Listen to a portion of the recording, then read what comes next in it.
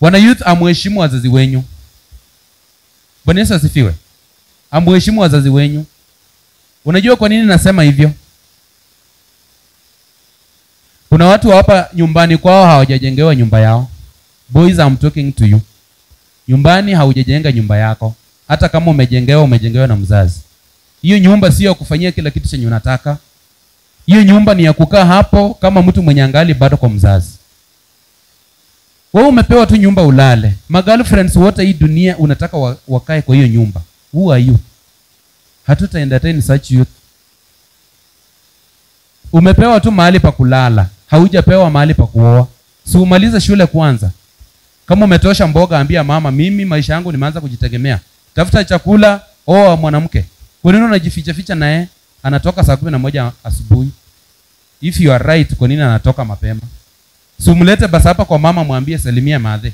Na uambie madhe, mimi nimeoa huyu. Bwana Yesu asifiwe. Wa mama tunaelewana. Muborde nango mkhana rala munzo ni hivi sibisoyo. Hivi sata itita yako ikale naye. Ujue wewe uko na kijana barubaru mwenye ameoa. Sasa wewe mwenyewe mzazi anakunulia nguo. Mzazi anakunulia kila kitu, hata shuleni anakupea pocket money. Alafu wewe bado unasumbua mzazi. Wewe ndio huyo unarandarana na wasichana.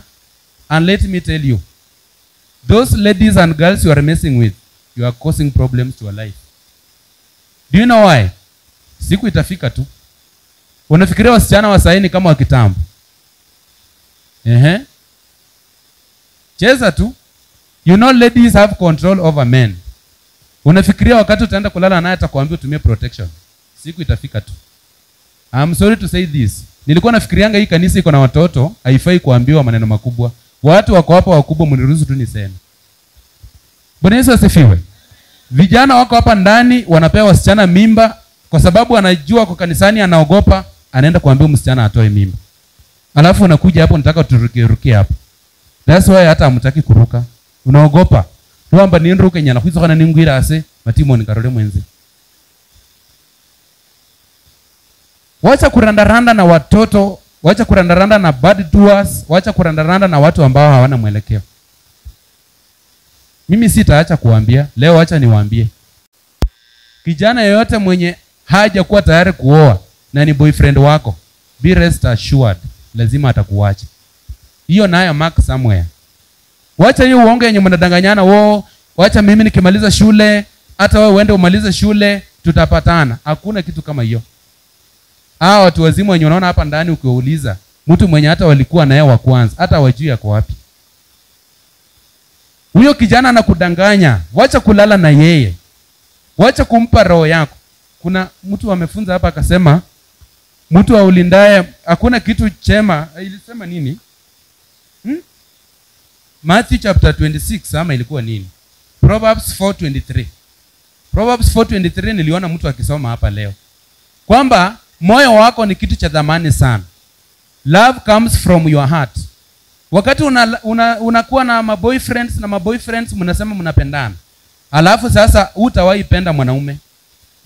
Unajua sasa hivi kuna wasichana wengi sana wenye wanaenda ndoa lakini hawana mapenzi kwa bwana yao. Kwa sababu gani? Alikuwa na boyfriend wa kwanza akamwacha. Akapata mwingine wa pili akamwacha. Akapata mwingine wa tatu akamwacha. Wanasemanga heartbreak. Sasa wakati unapata hata kwa ndoa uko na wasiwasi huyu pia atafanya nini? Atakuacha. Linda moyo wako. Jitunze.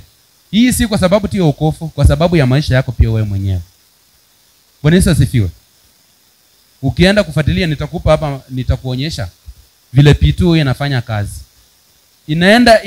Inafanya uterus yako inakuwa na shida, inakuwa slippery, haiwezi kashika mtoto. Sasa utatembea sana kwa waombaji. Ukisemanga kwamba walikuwa wanahubiri, mimi sikuwa nasikia. Mondimba nde hapo la Rico. Lobale ne bakamba waongae. Lobale ne bakamba waongae na. Lubiri watsibeirwatsa waongae. Lubiri watsibeirwatsa waongae na. Lubiri watsibeirwatsa shwahorera. Leo hii ninawaambia maneno hapa. Ukienda kusoma Exodus chapter 22 verse 19. Ukipata tu utasoma, utakuwa unainua mkono utaniambia. Leviticus chapter 20 verse 15 to 16. Usisahau, ninajua ni wakati wa matangazo. Bwana Yesu asifiwe.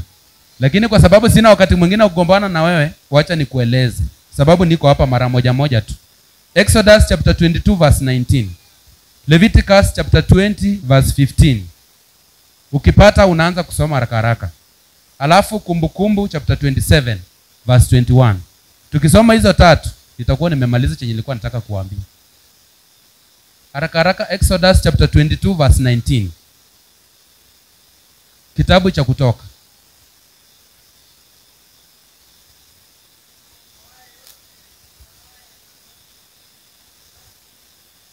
Mtu awaye yote alalaye na mnyama sharti. Nyinyi mmesikia chenye Biblia imesema kweli? Mtu awaye yote alalaye na mnyama sharti auawe. Sita explain. Hiyo ni ya kuexplain kweli. Leviticus chapter 20.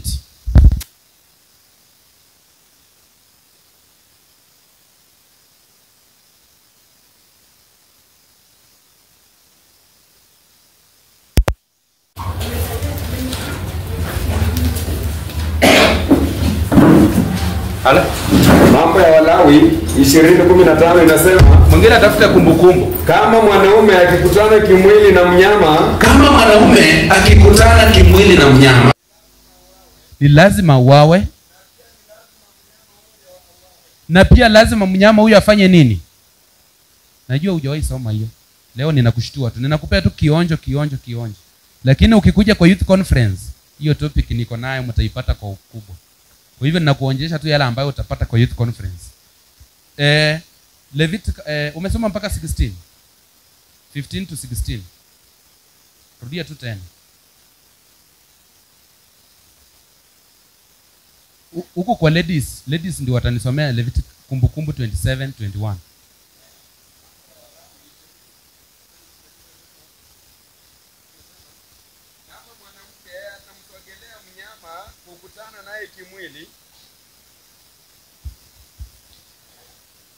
Kama mwanamke atamsogelea mnyama kukutana naye kimwili, muueni mwanamke huyo pamoja na mnyama pia. Lazima wauawe, damu yao itakuwa juu ya vichwa vyao wenyewe. Bwana Yesu asifiwe. Mbona sura zimeanza kubadilika? Wamesema mwanamke yeyote. Saa hii ndio generation yenye ninaona wanawake wanalala na umbwa, wanawake wanalala na ng'ombe, wanawake wanalala na punda. Kama muamini mimi nakwambia ipo hivyo. Tangu serikali ipitisha kitu kinaitwa LGBTQ, we are seeing things zenye hatujaiona. Saa hii mimi niko hapo Sigalagala, ninaona hapo kwa college the rate at which lesbians wako is very high. Lesbians, yani huyu ni girlfriend wa huyu. Ukifikiria ni mchezo, wako serious. Bwana Yesu asifiwe. Where are we going? Sitaki kuona tabia kama hizo kwa wanayouth wa hapa. Hawezi kuwa uko hapa ati wanasema kwa sababu mimi wamenikataza my boyfriends, let me look for my fellow girl. There is nothing like that. Boys, mmesikia venye verse 15 imesema, alalaye na mnyama. Ulilala na panya, ulilala na paka, ulilala na mende, hiyo ni shauri yako. Bwana Yesu asifiwe. Mtu anatoa wapi nguvu ya kulala hata na nguruwe? Wakati kushika tu nguruwe kuweka kwa pikipiki ni shida. Watu wako na vipawa. Bwana Yesu asifiwe.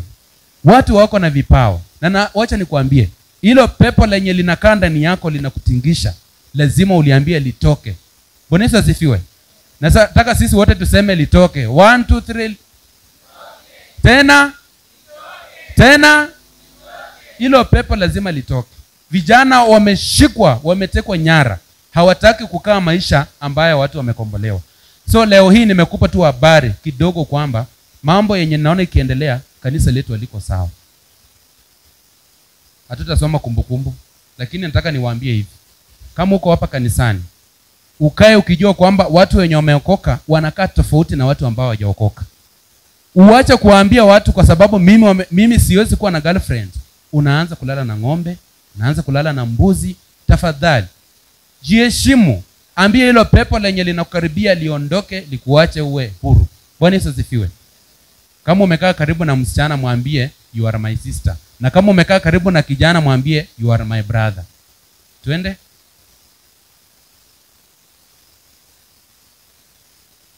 Ala? Okay, mwambie wewe ni ndugu yangu na wewe mwingine mwambie wewe ni dada yangu. Haya. Nataka niwaambie. Hii kanisa tusipochunga tunaenda mahali pabaya. Vijana saa hii wako na unakutana na wengine hata hapa kwa barabarani. Ladies saa hii hata sijui kama wana habari mama director. Mimi ninakutana na wasichana hapa ndani tu hata wanawake. Wanavaa tu malongi wanatembea hata hawana wasiwasi. Sisi hapa nyuma ulikuwa hata ukikutana na mtumishi hata unahofia. Kuna nimevaa vibaya kabla hata uende kumsalimia. Simon Jesus. Asifiwe Yesu. Hatuna heshima na viongozi, hatuna heshima na kanisa, hatuna heshima hata na mapastors. Wewe unapata pastor unamuita tu jina. Secretary wa youth unamuita tu jina. Hauna heshima. Heshima ya hili kanisa ya wana youth ilienda wapi? Mbona hawezi hata salimia mtu Bwana Yesu asifiwe? Wangapi hata washawahi nisalimia Bwana Yesu asifiwe? Imebidi hata sasa paka sisi inabidi tuwasalimie tu habari kwa sababu yeye hawezi kusalimia Bwana Yesu asifiwe. Na wengine hata ukimwambia Bwana Yesu asifiwe hawezi kujibu. Bwana Yesu asifiwe. Tuangalie njia ze na habari ndako kwa. Lakini tuwe na mtindo unaofaa. Jana nilienda kuhudhuria harusi ya rafiki yangu. Kuna mambo mengi sana nimejifunza jana. Kijana mwenye alinioshea pikipiki jana. Acha niwaonyeshe. Hebu simama. Huyu kijana mkimwangalia anaweza kuwa na miaka ngapi? Guess tu.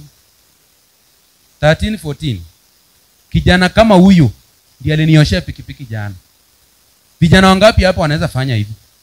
Kwa car wash, kijana kama huyu ndio manager na hana msaidizi, yeye ndiye anaosha, yeye ndiye analeta maji hapo. Wewe hapa kanisani registration mama amekulipia. Youth t-shirt baba amekulipia.